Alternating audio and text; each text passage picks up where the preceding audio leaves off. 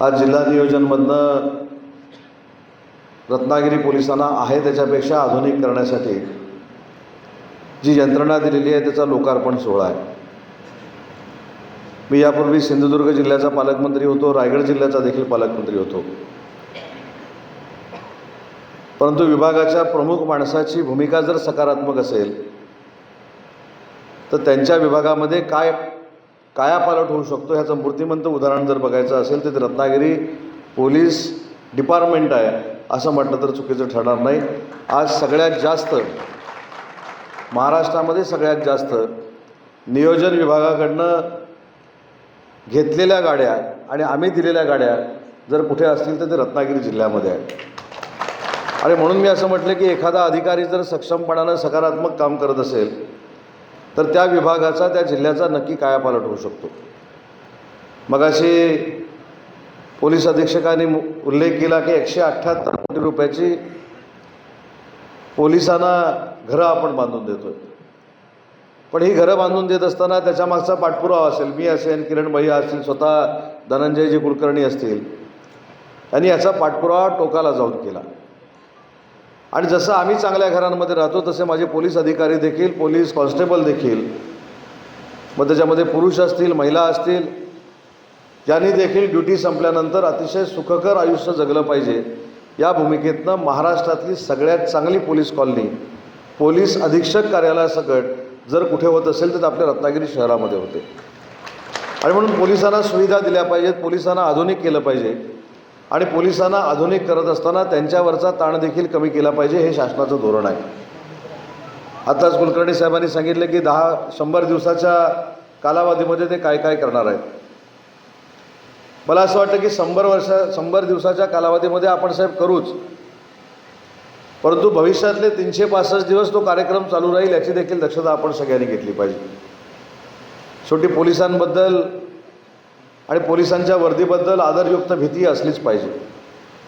काल तर मी पुण्यामध्ये एका कार्यक्रमामध्ये सांगितलं की काही लोक हल्ली उठसूट फॅशन बनलेली आहे, छत्रपती शिवाजी महाराजांवर पोस्ट टाकायची, छत्रपती संभाजी महाराजांवर पोस्ट टाकायची।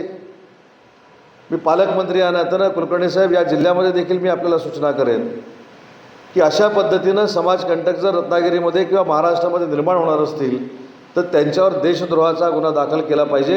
आणि हे 2 राज्ये आमच्यासाठी किती महत्त्वाचे आहेत याची जनजागृती जशी आम्ही केली पाहिजे तशी पोलिसांच्या माध्यमातून देखील झाली पाहिजे। सर, गेल्या 2-3 वर्षामध्ये आपल्या पोलीस दलामध्ये वाहनांची काही कमतरता होतात, ती आता चांगल्या प्रकारे पालकमंत्र्यांच्या पुढाकाराने म्हणा किंवा जिल्हा निधीतून बऱ्यापैकी आपल्याला त्याच्यामधून रिलीफ मिळालं। काय नेमकी किती मिळाली आणि काय आपली परिस्थिती आता आहे वाहनांच्या बाबतीत? सातत्यानं मागील 3-4 वर्षापासून जिल्हा विकास निधीच्या मार्फतीनं पोलीस दलाला 4 चाकी वाहनं, काही दुचाकी वाहनं आम्हाला प्राप्त झालेली आहेत। खऱ्या अर्थानं या वाहनाचा उपयोग जिल्ह्यामध्ये जे आपले गस्तीची वाहनं असतात, आपल्याकडे डायल 112 ही एक सेवा फार महत्त्वाची असते। जिथं कुठं आपल्याला कंट्रोल रूमला कॉल प्राप्त होतात की मदतीची गरज आहे, अशा वेळेस तातडीने त्या लोकांपर्यंत पोहोचण्यासाठी अशा वाहनांची गरज भासते आणि आपल्याकडे अशा प्रकारची सेवा अतिशय चांगल्या प्रकारे चालू आहे। आमचा असा दावा आहे की 7 ते 8 मिनिटाच्या आतमध्ये अशा ठिकाणी आमची मदत पोहोचू शकेल शहरी भागामध्ये। आणि ग्रामीण भागामध्ये प्रवासाचा वेळ जर आपण वगळला तर तिथंसुद्धा आपल्याला 25 ते 30 मिनिटामध्ये आपली वाहन पोहोचू शकेल, अशा प्रकारची सध्याची आपली परिस्थिती आहे।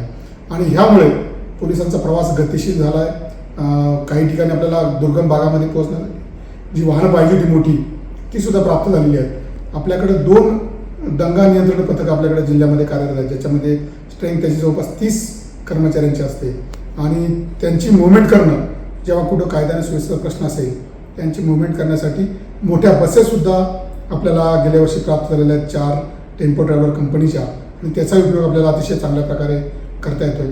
त्याचबरोबर आपल्याकडे 2 टाटा योद्धा जी छोटी पिकअपसारखी वाहनं असतात तीसुद्धा प्राप्त झाली आहेत। तीसुद्धा छोट्या मोठ्या स्वरूपाची जी आपली वाहतूक करण्यासाठी उपयोग होतो। ह्या सगळ्या गोष्टींचा जर उपयोग आपण घेतला तर एकंदरीतच पोलिसांच्या कामामध्ये त्याची सुलभता येणार आहे, मदत वेळेमध्ये पोहोचणार आहे, गुन्ह्यांचा तपास तसंच गुन्हेगारांचा पाठलाग करण्यासाठी सुद्धा याचा उपयोग होणार आहे। धन्यवाद।